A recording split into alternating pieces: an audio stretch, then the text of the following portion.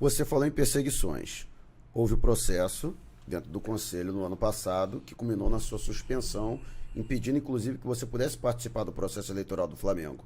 Depois você consegue retornar e aí, ainda no desmembramento desse processo, há uma nova votação, né? Houve uma pressão por parte da atual administração, por parte da situação. Eu estou muito a cavaleiro para falar sobre isso porque eu acompanhei jornalisticamente, que inclusive chegou a fazer carga pela sua expulsão do quadro associativo. Sim, Eu falo por mim, não falo aqui pela entrevista, pelo Guilherme, mas eu achei uma crueldade, né, da maneira como foi conduzido esse processo, né, e que felizmente prevaleceu o bom senso e que na votação acabou se extinguindo essa recurso. denúncia. Pois é. Na realidade, teve essa primeira tentativa, né, no caso do Paquetá.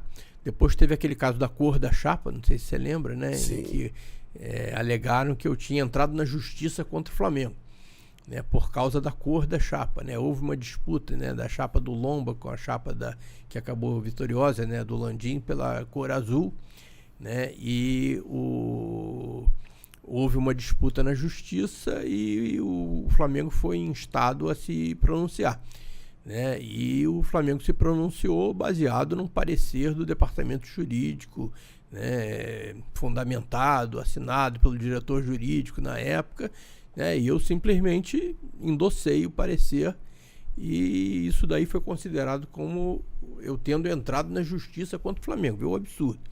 Né? E aí abriram um processo, comissão de inquérito e tal e coisa, e eu fui a julgamento no Conselho de Administração, que é um conselho que é dominado, né, por definição, é um conselho dominado pela situação, né? Você conhece bem né, as regras do eleitorado do Flamengo. As cadeiras são ocupadas em sua maioria pela chapa vencedora. Isso, é um conselho que tem mais ou menos 100 membros, 48 são indicados pela administração que acabou de ganhar, né? E 12 pelo que tirou o segundo lugar, e os outros são os grandes beneméritos do clube. Então, apesar de eu ter sido julgado no Conselho de Administração, que é um conselho por definição de maioria situacionista, ainda assim eu ganhei a votação, né? Por uma margem pequena, mas ganhei. E aí esse processo foi extinto. Aí depois veio o outro processo, que era o processo, né, em que eu dei uma entrevista para um colega de vocês, para o Jorge Nicola, né, e em que eu falei que se eu tivesse ainda na presidência do Flamengo, o incêndio provavelmente não teria acontecido, porque seguido o nosso planejamento, né, os atletas já não estariam mais lá, então não teria nenhum equipamento para pegar fogo. Então, e efetivamente os meninos já tinham sido transferidos para o módulo definitivo em dezembro ainda.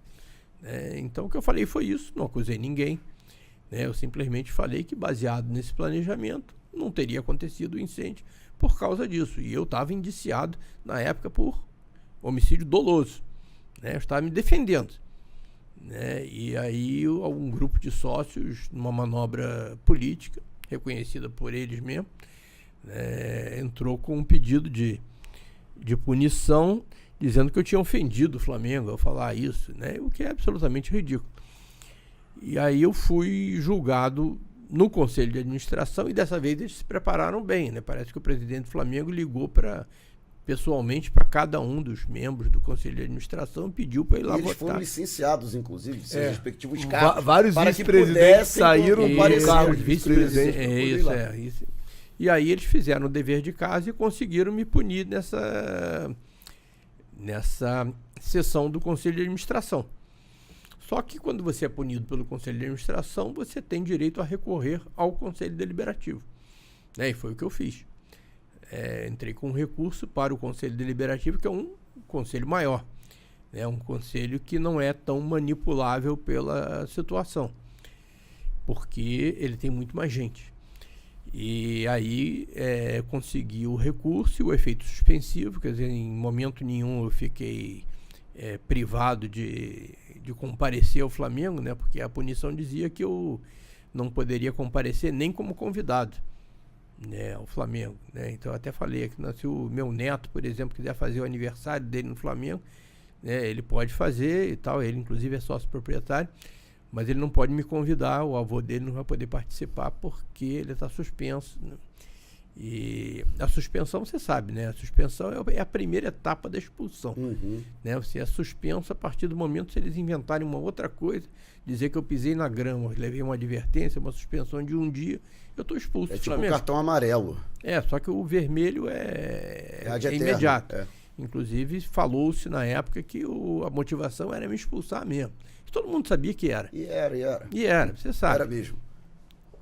Aí então eu fui, o meu recurso foi apreciado pelo Conselho Deliberativo, e aí no Conselho Deliberativo eu ganhei com larga margem, porque aí em vez de serem 100 pessoas votando, dos quais 48 pertencem à atual administração, não, compareceram, se eu não me engano, mais de 600 pessoas, né, e eu ganhei com uma margem expressiva, apesar de terem feito pressão, né, a grupos políticos, aqueles que têm cargo no clube, né, se posicionaram contra mim, votaram contra mim, 130 conselheiros, se eu não me engano, votaram contra mim, ou um número parecido, mas eu tive muito mais. E efetivamente eu escapei da terceira tentativa de expulsão, né, o jornalista, se eu não me engano, acho que o do Sport TV falou que eu podia pedir música no Fantástico, né? Que foi a terceira tentativa.